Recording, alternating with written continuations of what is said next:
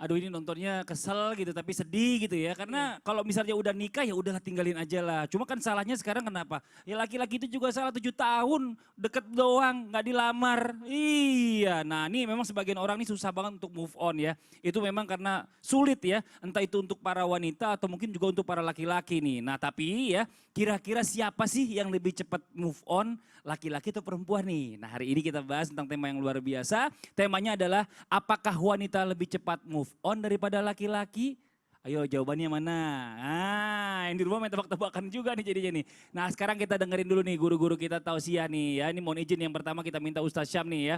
Kalau kita bicara tentang Allah dan Rasulullah itu begitu sayang sama kita nih ya. Sampai kita terus-terus diingatkan nih. Sebenarnya perkataannya seperti apa sih atau perkataan Allah serta Rasulullah yang seperti apa yang mengingatkan kita kepada para laki-laki khususnya ya. Dan juga para kaum wanita agar tidak mudah galau sampai susah move on Ustaz Syam. Mohon izin nih, Ustaz Syam pernah gagal move on? Oh, enggak lah. Enggak ya alhamdulillah.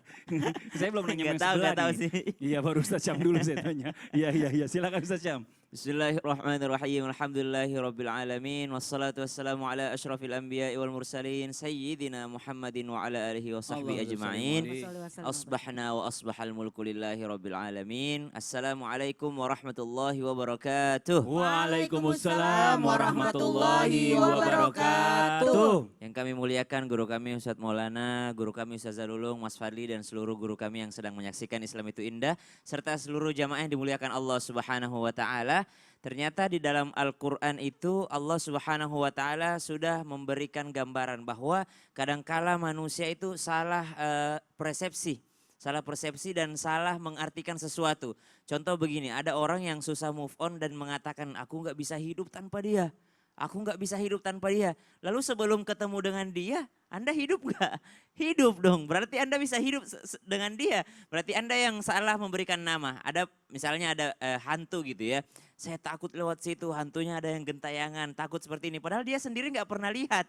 Berarti dia yang memberikan nama dengan salah. Sama itu muha gitu, memberikan nama dengan kesalahan gitu. Memberikan suatu persepsi dari dirinya sendiri. Saya nggak bisa hidup tanpa dia. Padahal sebelum dia kenal dengan orang itu, sebelumnya dia bisa hidup aja gitu. Betul, hidup-hidup aja sampai Hidup-hidup gede gitu aja ya. sampai dia kenal dengan orang itu dan pisah dengan orang itu dia bisa hidup gitu.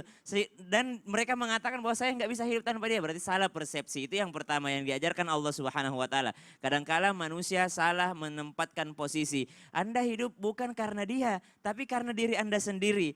Anda hidup bukan karena dia, tapi karena Allah Subhanahu wa taala. Yang kedua, Allah ingatkan di dalam Al-Qur'an. Allah Subhanahu wa taala ini ayat yang sangat populer, ayat tentang move on, di mana Allah ingin mengajarkan kita memahami takdirnya Allah Subhanahu wa taala dalam surah Al-Baqarah. Wa asa an takrahu syai'an wa huwa khairul lakum. Boleh jadi kau membenci sesuatu, tidak menyukai sesuatu, padahal itu yang terbaik untukmu. Dan Allah sambung, wa asa an tuhibbu syai'an wa huwa syarrul lakum. Boleh jadi kau menyukai sesuatu padahal itu bukanlah yang terbaik untukmu. Karena kita nggak pernah tahu masa depan. Allah tutup ayat ini dengan mengatakan wallahu ya'lamu wa antum la ta'lamun. Dan Allah itu mengetahui sedangkan kalian manusia sedikit sekali pengetahuannya. Bahkan tidak mengetahui tentang masa depan. Jadi ada orang-orang yang mengatakan begini. Terima kasih ya Allah atas doa-doa yang tidak kau kabulkan. Seandainya kau kabulkan dulu doa yang satu ini, maka aku tidak mendapatkan yang ini sekarang. Tapi seandainya dulu kau kabulkan doa yang ini, maka aku nggak mendapatkan yang ini. Berarti Allah Subhanahu wa taala yang tahu yang terbaik untuk hambanya. Yang kedua, Amirul Mukminin Sayyidina Ali radhiyallahu anhu warḍah pernah mengingatkan seperti ini ungkapannya. Ahbib habibaka haunamma asa ayyakuna baghidaka yaumamma. Cintailah orang yang kau sukai, kekasihmu sekedarnya saja. Karena bisa jadi suatu ketika dia akan menjadi orang yang paling kau benci. Wa abghid baghidaka haunamma asa ayyakuna habibaka yaumamma. Dan bencilah musuhmu sekedarnya saja, sewajarnya saja. Kenapa? Karena bisa jadi suatu hari nanti dia menjadi orang yang paling kau cintai. Berapa banyak orang ketika dia mencintai seseorang, mencintai berlebihan. Dan ketika mereka berpisah, maka dia adalah menjadi musuhnya. Karena berubah cinta menjadi benci. Kemudian kata Baginda Ali, begitupun sebaliknya. Dan juga bencilah seseorang sekedarnya saja. Karena bisa jadi orang yang paling kau benci, itulah yang kau cintai suatu saat kelak.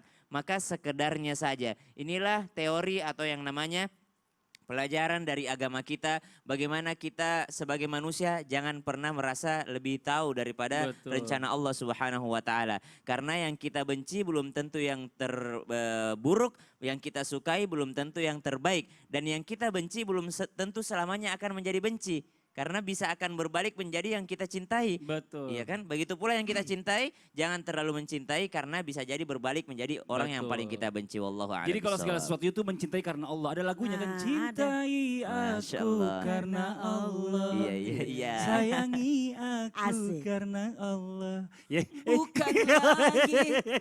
nanti kita lanjutin lagi.